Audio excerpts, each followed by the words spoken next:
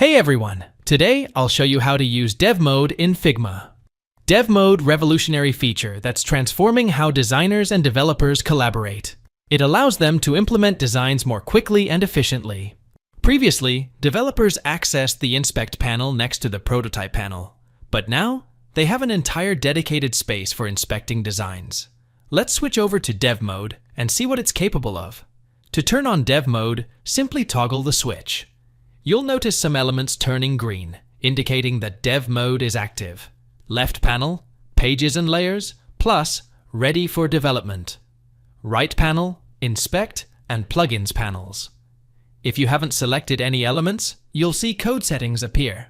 Here, you can specify the programming language and measurement unit. Now, let's select a frame. A series of sections appear on the right. First, we have the Dev Resources section, where you can connect project resources, like a GitHub link for version control, box model for view padding, borders, and margins, and layout code and style for convert designed to code easily.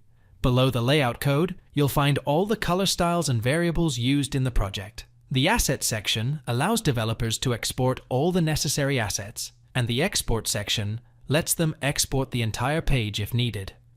Selecting different elements, like text or components, changes the properties displayed on the right. Selecting text for view typography properties, font size, line height, and select components for experiment with properties in the Component Playground. Thanks for watching. This video is part of a playlist with more Figma tips. Check out the full web page design tutorial in the description below.